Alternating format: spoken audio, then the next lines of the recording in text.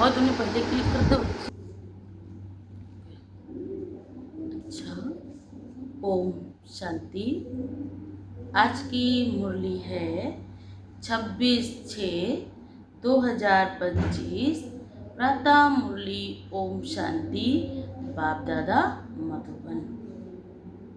मीठे बाबा के मधुर वाक्य हैं। बाबा ने कहा, मीठे बच्चे, तुम्हें अभी निंदा, स्तुति, मान अपमान, दुख सुख सब कुछ सहन करना है। तुम्हारे सुख के दिन अभी समीप आ रहे हैं। आज का प्रश्न है, बाप अपने ब्राह्मण बच्चों को कौन सी एक वार्निंग देते हैं? उत्तर है, बच्चे कभी भी बाप से रूठना नहीं। अगर बाप से रूठेंगे तो सदगति से भी रूठ जाएंगे। बाप वार्निंग देते हैं, रूठने वालों को बड़ी कड़ी सजा मिलेगी। आपस में या ब्राह्मणी से भी रूठे तो फूल बनते बनते कांटा बन जाएंगे। इसलिए बहुत बहुत खबरदार रहना है। गीत है, धीरज धर मनुआ, तेरे सुख के दिन आए कि आए। ओम शांति। मीठे मीठे सिकिल्दे बच्चों ने गीत सुना। तुम बच्चों को भी जन्म जन्मांतर के दुख हैं, सब दुख दूर हो जाने हैं। गीत की लाइन भी सुनी ना कि तुम जानते हो हमारा अभी दुख का पार्ट है कलयुग में। कलयुग में हर आत्मा दुखी है और सतयुग में ही मुझ आत्मा का सुख का पार्ट होगा। जो पूरी रीति नहीं जानते वह किसी ना किसी बात में दुख जरूर होते हैं। यहाँ बाबा आकर समझाते, दुख वहाँ भासेगा भी नहीं। बाबा समझ सकते, बहुत बच्चों को तकलीफ होती होगी। जब तीर्थ यात्रा पर जाते तो कहाँ भीड़ भी होती, बरसात भी पड़ती, कभी तूफान भी लग पड़ते। जो सच्चे सच्चे भक्त होंगे तो कहेंगे कोई हर्जा नहीं। अगर भगवान की याद में अगर मेरे यहाँ प्राण भी छूटेंगे तो भी अपने आप को अहो सौभाग्य समझते। कहते इसी बहाने कम से कम भगवान के दर पर तो मरने को तो मिला। इतनी उनमें ईश्वर के प्रति श्रद्धा है। भगवान के पास जाते हैं, भगवान समझकर ही यात्रा पर जाते हैं। ढेर के ढेर भगवान मनुष्यों के हैं। कहीं ये यात्रा पे गए तो वो भगवान, वहाँ यात्रा पे गए वहाँ भगवान। उन्हें ये नहीं पता परमात्मा सत्य कौन है। और तीर्थों पर परमात्मा नहीं रहता है। परमात्मा तो उसका घर है, शांति धाम, परम धाम। जब कभी भी कोई बात आती कहते भैया आप ऊपर वाला जाने। कभी कहा बद्रीनाथ, केदारनाथ, सोमनाथ वाला जाने। हमेशा हम आपके मुख से यही निकलता, अब ये ऊपर वाला ही जाने। तो अच्छे मजबूत होते बातों कहते हर्जा नहीं। अच्छे काम में हमेशा विघ्न पड़ते हैं। वापिस लौट कर थोड़े ही जाएंगे, कोई कोई तो लौट करके भी जाते हैं। कभी विघ्न पड़ते कभी नहीं पड़ते। जरूरी नहीं हर बार यात्राओं में विघ्न पड़े, कभी पड़ते तो कभी नहीं भी पड़ते। बाप कहते बच्चे ये भी तुम्हारी यात्रा है। इस जीवन भी एक हमारी क्या है, यात्रा है। तुम कहेंगे हम बेहद के बाप के पास जाते हैं, वह बाप सबके दुख हरने वाला है, ये निश्चय है। आजकल देखो मधुबन में कितनी भीड़ होती है। बाबा का ओना रहता है, बाबा को ख्याल रहता है, कोई तकलीफ तो नहीं होगी बच्चों को। पट पे सोना पड़ता है। पहले कम संख्या थी, अब 30-30 हजार एक एक टर्न में हो जाते हैं। बाबा थोड़े ही चाहता बच्चों को पट पे सुलाएं, परंतु ड्रामा अनुसार भीड़ हो गई। हर बच्चे को अपने बाप से मिलना है, उस पिता से मिलकर के अपने जीवन को श्रेष्ठ और दिव्य बनाना है। तो हर बच्चे का अधिकार है अपने बाप से मिलने का। एक बार तो बाबा ने मुरली में कहा कि जो पट पे सोएंगी वो मेरी सब पटरानियाँ बनेंगी। तो बाबा ने कहा कल्प पहले भी फिर हुई थी फिर हुई होगी, इसमें कोई दुख नहीं होना चाहिए। बाप कहते ये भी जानते हैं पढ़ने वाले कोई तो राजा बनेंगे और कोई रंक बनेंगे, कोई तो इतना अपने जीवन को आगे बढ़ा लेंगे वो राजपद पाएंगे, और कोई तो अपने जीवन को पढ़ने के बाद ऐसा भागंती होंगे तो राजा से क्या बन जाएंगे, रंक बन जाएंगे। कोई तो ऊंचा मर्तबा पाते और कोई कम मर्तबा पाते, परंतु सुख जरूर होगा सतयुग में, चाहे प्रजा ही क्यों ना हो। ये भी बाबा जानते कोई बहुत कच्चे हैं जो कुछ भी सहन नहीं कर सकते, उन्हों को कुछ तकलीफ होगी, कहेंगे हम तो नाहक आए यहाँ, कहेंगे हमको ब्राह्मणी जोर करके ले आए। मतलब बाबा के घर जाएंगे फिर भी वहाँ पर उन्हें खुश नहीं रह पाएंगे। ऐसे भी होंगे जो कहेंगे हमको ब्राह्मणी ने नाहक फंसाया, हमको बताओ यहाँ लेकर आए, यहाँ कुछ भी तो नहीं, पूरी पहचान नहीं कि विश्वविद्यालय में आए हैं। इस समय की पढ़ाई से कोई तो राव बनेंगे, कोई तो रंक बनेंगे, कोई तो राजा की तैयारी कर रहे हैं राजपद पाने की, और कोई तो फिर रंक बनेंगे। भविष्य में यहाँ के रंक और राव, वहाँ के रंक राव में रात दिन का फर्क होता है। यहाँ के राव भी दुखी हैं तो रंक भी दुखी है, वहाँ राव भी सुखी होंगे तो रंक मना साधारण प्रजा भी बहुत सुखी ते भी सुखी होगी। वहाँ दोनों सुखी रहते हैं। यहाँ तो एक है ही पतित बिकारी दुनिया, बल किसके पास बहुत धन है बाप समझाते हैं, ये धन माल सब मिट्टी में मिल जाना है, ये शरीर भी खत्म हो जाएंगे, आत्मा तो मिट्टी में नहीं मिलती। कितने बड़े बड़े साहूकार हैं बिड़ला जैसे, परंतु उनको क्या पता कि ये पुरानी दुनिया बदलने वाली। अगर पता चल जाए तो अपने जीवन का जो कुछ भी है सब ईश्वर अर्थ दान कर देंगे, लेकिन बाबा ने कहा उन्हें ये पता भी नहीं चलेगा और उनका भगवान लेगा भी नहीं, क्योंकि भगवान लेता है तो कई गुणा करके उसको देना भी तो पड़ता है। लेकिन भगवान को इस धरा पर सिर्फ गरीबों के लिए ही आना पड़ा है। तो बाप कहते हैं मालूम होता है तो फट से आ जाते हैं, कहते यहाँ भगवान आया हुआ फिर भी जाएंगे कहाँ, सिवाय एक बाप के कोई को सदगति मिल ना सके।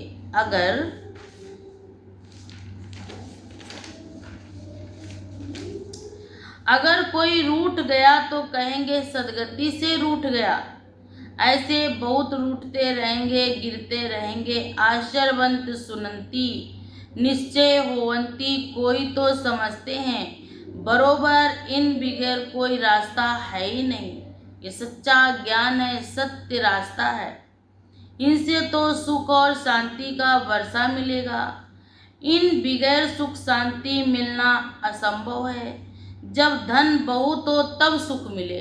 दुनिया में तो लोगों को क्या है कि कुछ मिले या ना मिले, उन्हें धन मिले तो समझते सुख बहुत है। बाप कहते ये धन, बाबा ने कहा ये मूल वतन में तो आत्माएं बैठी हैं, कोई कहे हमारा पार्ट नहीं तो सदैव हम वहाँ रहते हैं, परंतु ऐसे कहने से थोड़े ही हो जाएगा कि हम आवागमन से मुक्त हो जाए, हमको यहाँ आना। बाबा ने कहा ऐसा नहीं हो सकता है, जो गया है, क्योंकि आत्मा का रहने का शुद्ध, आत्मा रहती है प्रकृति के बीच में, तो आत्मा तो अकाल तख्त है ना। तो बाबा ने कहा कि आत्मा का कभी विनाश नहीं होता है, समझाया गया है ये बना बनाया खेल है। बहुत हैं जो किसी ना किसी संशय में आकर छोड़ जाते हैं, ब्राह्मणी से रूठ जाते हैं, आपस में रूठ कर पढ़ाई भी छोड़ देते हैं। अभी तुम यहाँ फूल बनने के लिए आए हो, महसूस करते हो बरोबर हम कांटे से फूल बन रहे हैं। फूल जरूर बनना है। कोई को कुछ संशय है, फलाना ये करते ऐसे करते, इसलिए हम नहीं जाएंगे, बस रूठ कर घर में बैठ जाते। बाप कहते और तो सबसे तो भल रूठो, लेकिन एक बाप से कभी नहीं रूठना। बाबा वार्निंग देते, सजाएं बहुत कड़ी हैं, गर्व में भी सजाएं मिलती हैं, वहाँ पर भी धर्मराज की पूरी है। बाबा ने कहा वहाँ पर भी सजाएं मिलती हैं। सब साक्षात्कार कराते हैं कि आपने ये कर्म किए तो आपको इस कर्म की ये सजा। बगैर साक्षात्कार के सजा मिल नहीं सकती। यहाँ का भी साक्षात्कार होगा कि मैंने तुम्हें फला टाइम पे फला समय पढ़ाया था और तुमने मेरी बात नहीं मानी। तुमने पढ़ते पढ़ते आपस में लड़ झगड़ कर रूठ कर पढ़ाई छोड़ दी थी। तुम बच्चे समझते हो हमको फादर से पढ़ना है, पढ़ाई कभी नहीं छोड़नी है। तुम यहाँ पढ़ते ही हो मनुष्य से देवता बनने के लिए। ऊंचे ते ऊंच बाप के पास तुम मिलने आते हो, कभी जास्ती आ जाते हो, ड्रामा अनुसार कुछ तकलीफ हो पड़ती है। बच्चों को अनेक तूफान आते हैं, फलानी चीज ना मिली तो नहीं मिली तो कोई बात नहीं। कोई कोई के अंदर बहुत संतोषी जीव होते हैं, नहीं मिलती तो कोई, और कोई कोई तो जरा जरा सी बात में, छोटी छोटी सी बात को बड़ा करने में जरा भी देरी नहीं करते। बाबा ने कहा जब मौत का समय आ जाएगा तो अज्ञानी मनुष्य कहेंगे हमने क्या गुनाह किया था जो इस पाप किस कर्म की सजा दी है। नायक जो हमें मारते हैं उस पिछाड़ी के पार्ट का भी क्या कहा जाएगा, खूने नायक खेल होगा। बाबा बार बार वार्निंग देता है कैसे इस भारत में खेल होने वाले खूने नायक। अचानक बॉम्ब्स गिरेंगे, ढेर के ढेर मरेंगे, एक साथ सामूहिक मौतें होंगी। ये खूने नायक हुआ ना। अज्ञानी मनुष्य ऐसे चिल्लाएंगे, तुम बच्चे तो बहुत खुश होते हो क्योंकि तुम जानते हो इस दुनिया का विनाश होना ही है। अनेक धर्मों का विनाश ना हो तो एक सत्य धर्म की स्थापना कैसे होगी। सतयुग में है एक आदि सनातन देवी देवता धर्म। किसको क्या पता सतयुग आदि में क्या था। ये तो है पुरुषोत्तम संगम युग। बाप आए ही हैं सबको पुरुषोत्तम बनाने, सबका बाप है ना। ड्रामा को तो तुम जान गए हो, सब तो सतयुग में नहीं आएंगे। इतनी करोड़ों आत्माएं सतयुग में थोड़े ही आ जाएंगी, क्योंकि वहाँ की आबादी कुल होगी 9 लाख। ये है डिटेल की बातें। बहुत बच्चियां हैं जो कुछ भी समझती नहीं, भक्ति मार्ग में हिरे हुए हैं, ज्ञान बुद्धि में बैठ ना सके, भक्ति की आदत पड़ी हुई है। कहते भगवान क्या नहीं कर सकता, मरे हुए को जिंदा कर सकते। बाबा के पास आते हैं, कहते फलाने मनुष्य ने मरे हुए को जगाया तो क्या भगवान नहीं कर सकता। कोई ने अच्छा काम किया तो बस उसकी महिमा करने लग पड़ते, फिर उनके हजारों फॉलोअर्स बन जाएंगे। तुम्हारे पास तो बहुत आते हैं, भगवान पढ़ाते हैं, फिर इतने थोड़े क्यों। ऐसे बहुत कहते हैं अरे यहाँ तो मरना होता है, वहाँ तो कनरस है। उन्हें ज्ञान में मरना लगता है और भक्ति में ढोलक भवन का बजना, भवन का गीत मंजीरा ढोलक आदि सुनना उनको बहुत अच्छा लगता है। वो कनरस हुआ। और ज्ञान में डेड साइलेंस में बैठते, शांति में बैठते तो वो समझते यहाँ तो जैसे मरना है। बड़े भक्के से बैठकर गीता सुनाते हैं और सुनते भी हैं। भक्त लोग सुनते, यहाँ कनरस की बात नहीं। तुमको सिर्फ कहा जाता बाप को याद करो। गीता में भी ये अक्षर है, मन मना भव। बाप को याद करो तो विकर्म विनाश होंगे। आप कहते अच्छा ब्राह्मणी सेवा सेंटर से रूठ जाते हो। अच्छा एक काम करो और संग तोड़ अपने को आत्मा समझ एक संग जोड़ो। बाप को याद करो।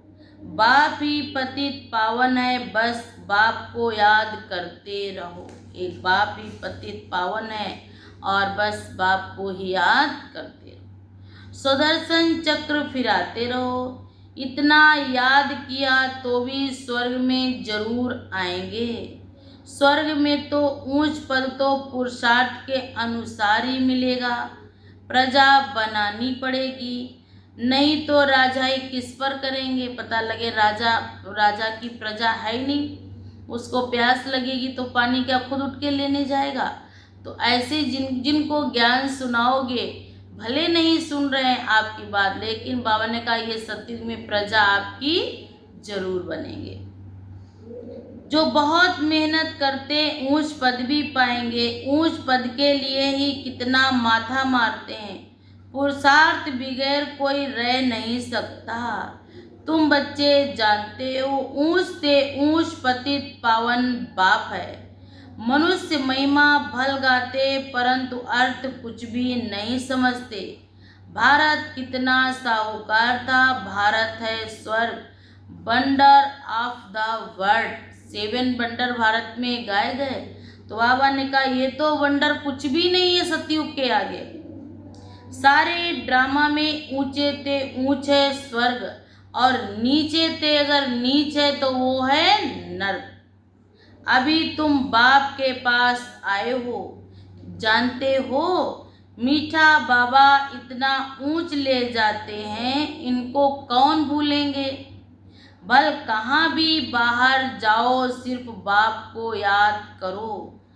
श्रीमत देते हैं भगवान वाच है ना। बाप कहते बेहद का बाप बच्चों से पूछते बच्चे हम तुमको इतना साहूकार बनाकर गए, फिर तुम्हारी दुर्गति कैसे हुई। परंतु सुनते ऐसे हैं जैसे कुछ भी समझते नहीं। तो बच्चों को थोड़ी तकलीफ होती है, दुख सुख निंदा स्तुति सब सहन करना है, क्योंकि अभी सहन करेंगे तो फिर सतयुग में क्या बनेंगे, शहंशाह। यहाँ के मनुष्य देखो कैसे हैं, प्राइम मिनिस्टर को भी पत्थर मारने में देरी नहीं करते। कहते स्कूल के बच्चों का न्यू ब्लड है। अरे बाबा ने कहा कॉलेजों को आग लगा देते, एक दूसरे को गाली देते रहते। बाप समझाते दुनिया का क्या हाल है।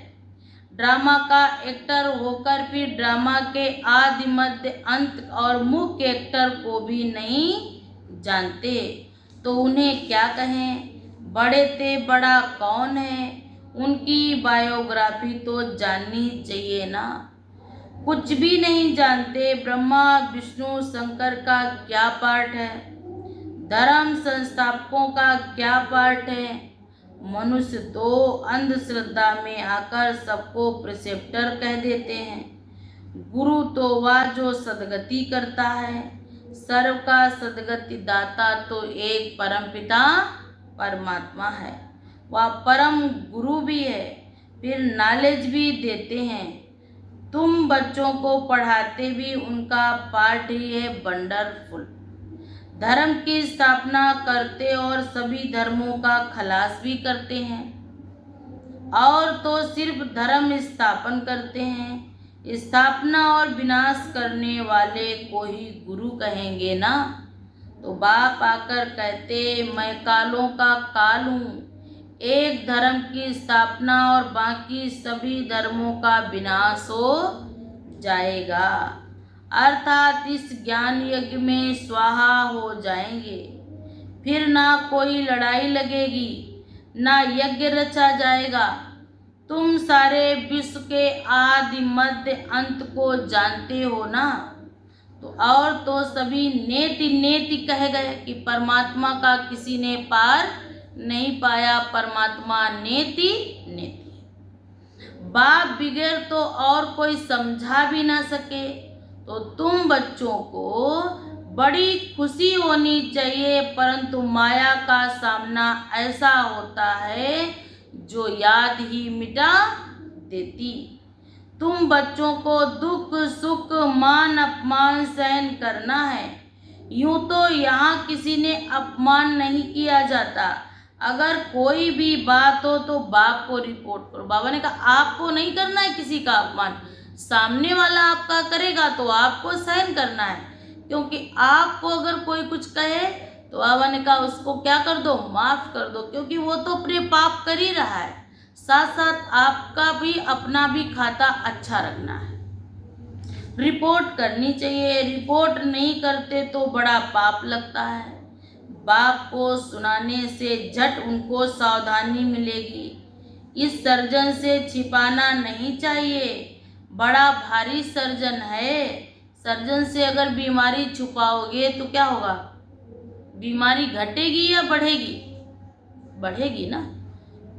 ज्ञान इंजेक्शन उनको अंजन भी कहते, अंजन को ज्ञान सुरमा भी कहा जाता। जादू आदि की भी बात नहीं। बाप कहते मैं आया हूँ तुमको पति से पावन होने की युक्ति बताने। पवित्र नहीं बनेंगे तो धारणा भी नहीं होगी। इसी काम के कारण ही फिर पाप होते हैं। इन पर जीत पानी है। खुद ही विकार में जाता होगा तो दूसरों को कह नहीं सकेंगे कि ये महा पाप है। बाप कहानी भी क्या बता रहे हैं बाबा, कहानी भी सुनाते। पंडित ने कहा राम राम कहो एक वैश्या से तो आप भाव से पार हो जाओगी। वो तो राम राम कहते शाम को नदी पार कर गई, लेकिन जब वो पार खड़ी तो क्या देख रही कि वही पंडित जी जो उसको ज्ञान दे रहे थे सुबह, वही नाव वाले को बुला रहे कि आओ आकर मुझे पार लगाओ। तो उसके अंदर संशय आ गया कि ये कहते कुछ और हैं पर राम पर इनको भरोसा नहीं है। तो बाबा ने कहा एक कहानी नहीं कहना, संपूर्ण भगवान पर विश्वास करना है। जैसे आकाश का अंत नहीं वैसे सागर का भी अंत नहीं पा सकते।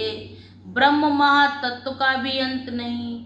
यहाँ मनुष्य अंत पाने का पुरुषार्थ करते, वहाँ कोई पुरुषार्थ नहीं करते।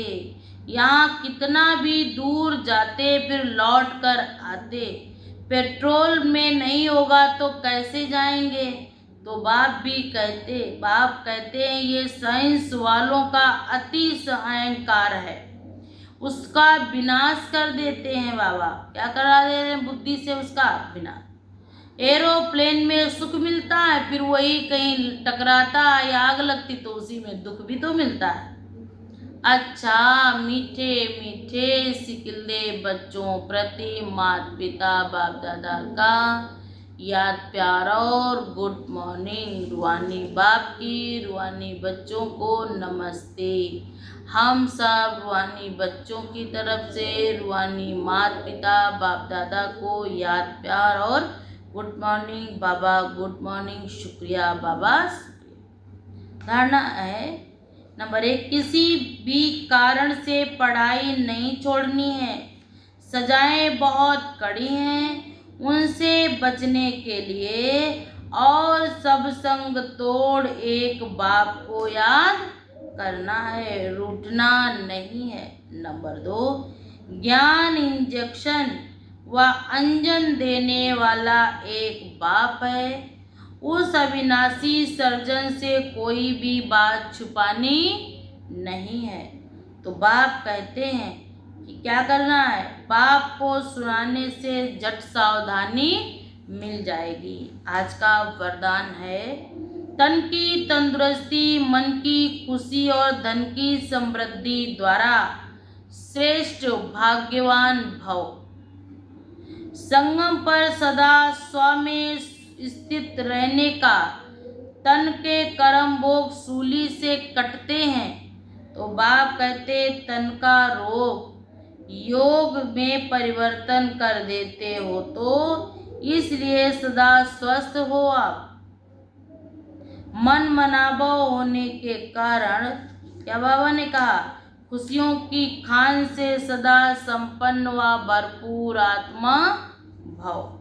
मन ही की मन खुश में रहना है और सब धनों से श्रेष्ठ बनना भी है। और बाप कहते ज्ञान धन वालों की प्रकृति स्वतः दासी बन जाएगी। सुना उनका, जिनके पास ज्ञान रूपी धन है, प्रकृति उनकी क्या बन जाएगी, दासी। एक भी संबंध बाप के से अनफिट ना हो, सारे संबंध एक बाप में समाये हो। ऐसे होलियंस बच्चों को बाप दादा का याद प्यार है ना, इसलिए श्रेष्ठ भाग्यवान का वरदान स्वतः मिल गया ना। तो स्लोगन भी है, याद और सेवा दोनों का बैलेंस ही डबल लाख है। अगर याद और सेवा ना हो तो समझो माया आएगी, सब कुछ हम कर जाएगी। याद और सेवा है तो बुद्धि में कौन सा लॉक लगा है, डबल लॉक। इस समय फैशन चले हैं ना लॉक के, तो आपने कहा आपको भी अपने मन बुद्धि पर डबल लॉक लगाना है। आज अंतर्मुखी बनने का अभ्यास। जैसे अनेक जन्म अपने देह के स्वरूप की स्मृति नेचुरल रही, वैसे ही अपने असली स्वरूप की स्मृति भी नेचुरल हो। तो स्मृति स्वरूप का अनुभव, बाबा ने कहा अनुभव थोड़ा समय भी नहीं करेंगे क्या।